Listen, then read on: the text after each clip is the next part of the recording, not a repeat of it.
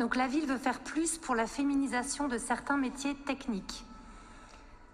Elle lutte contre le sexisme ordinaire au travail et j'aime beaucoup votre campagne municipale d'affichage en interne. Un vrai coup de cœur pour l'affiche. Ah bon, il prend un congé paternité? Il compte allaiter? Je me suis d'ailleurs permise d'inviter la MEL pour ses agents à vous copier. Mais la ville doit aussi rendre compte dans ce rapport de ce qui est fait sur le territoire en matière de lutte contre les violences faites aux femmes, de place des femmes dans l'espace public, des actions en faveur de leur santé. Votre rapport, que j'ai lu attentivement, dit que vous allez poursuivre tout ce que vous faites déjà.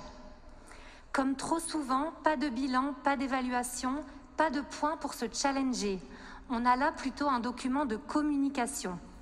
Nous avons 3 points d'alerte. D'abord, un étonnement.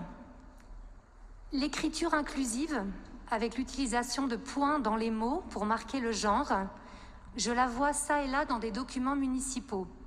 Il nous semble que l'administration devrait respecter la grammaire pour que les textes restent clairs.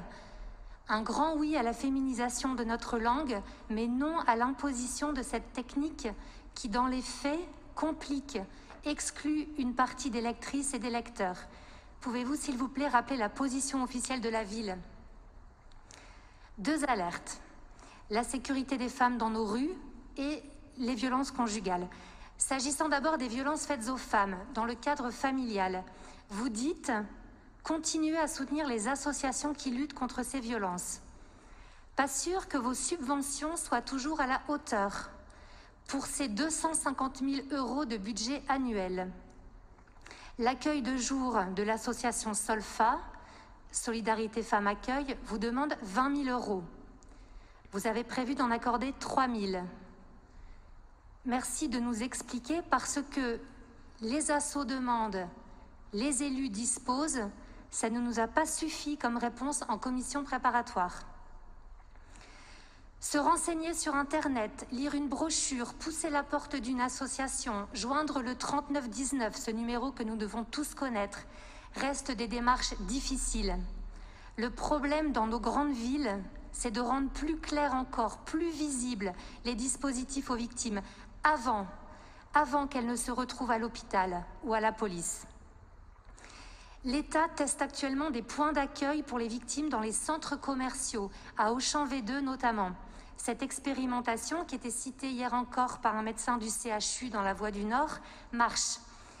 Les besoins, on le sait, ne vont pas disparaître avec le déconfinement progressif, alors allons-y, appuyons sur l'accélérateur.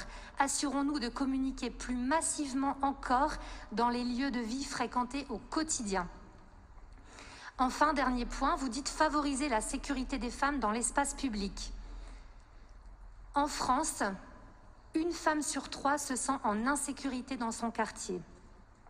10% y ont été victimes de violences. Oui, les Françaises en général et les Lilloises en particulier évitent et désertent certains lieux. Pour comprendre et agir, le Canada a inventé les marches exploratoires, vous en parliez Madame Lechner. Plusieurs femmes arpentent un secteur qu'elles connaissent bien et font un diagnostic.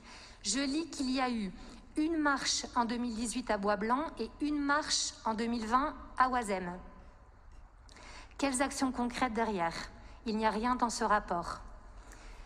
Ce sujet nous renvoie aussi, même si ça n'est pas l'alpha et l'oméga de la sécurité, au bien trop timide déploiement de caméras dans les coins critiques de l'île.